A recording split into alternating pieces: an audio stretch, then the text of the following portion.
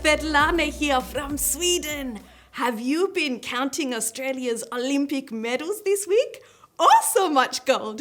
They have inspired me to keep training for the next Olympic Games. In this week's Hey Bible story from our friends at Saddleback, there were some very strong men among the Israelites who crossed into the promised land with Joshua. They were not weightlifters. No. They were priests who carried over the Ark of the Covenant, and 12 other men, one from each tribe, who each picked up a big boulder from the bottom of the riverbed as they crossed over. Why? Let's check it out. Stories of the Bible. The Israelites crossed the Jordan. This is Joshua. Hello. Joshua was the leader of the Israelites, who God would use to take his people into the promised land. Yeah, let's do it. Joshua readied his people to cross the Jordan River, which was the only thing dividing the Israelites from the land that God had promised to them. All right. We're here. Okay. They camped beside the river for 3 days, waiting, just as the Lord had commanded them. At this time of year, the Jordan River was flooded and flowing with so much water that it was impossible to cross on foot. And then the Lord said, "Let there be light." Hey, priest. Yes? Come on. God told Joshua to tell the people that the priests would carry the Ark of the Covenant and lead the people through the water. He told the priests to step into the rushing waters. Wait. Huh? And when they would do this, the waters would stop flowing. All right. And as soon as the priests did this, the water of the Jordan River did stop flowing. Yeah. And the priests stood with the Ark of the Covenant on dry ground as the Israelites crossed to the other side.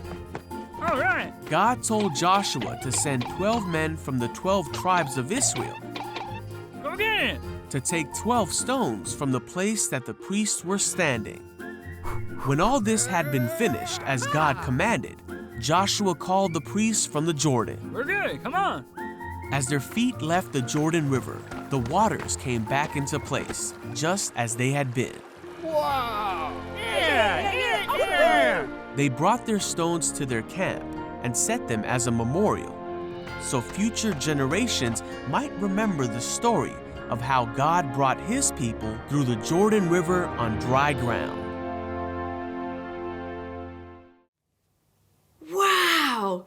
God helped Joshua and his people cross a flooded Jordan River by stopping the river from flowing when the priests obediently did what God said and first took a step into the river holding the ark.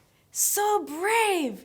And the 12 big rocks they collected from the river were stacked upon each other to make a memorial to remember God and his faithfulness. He had now parted the Red Sea and the River Jordan for them to get to the promised land. Wow, that is a miracle!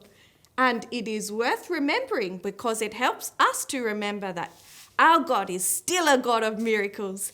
He was faithful to the Israelites, and he also promises to be very faithful to us when we believe in his son Jesus. I wonder if there's any miracles that you would like to pray for this week. And I encourage you to tell the adult in your house so you can pray together. On our website, we've got some questions for you to help you reflect on today's story and some activity suggestions related to this week's lesson. Woohoo! Georgia and Sally have been praying that next week we can go back to church in person for our children's programs and see all of your lovely faces. But if not, Sal will be back with our next story from Joshua and Rahab and the spies. Okay, kids, go Aussies! Bye-bye!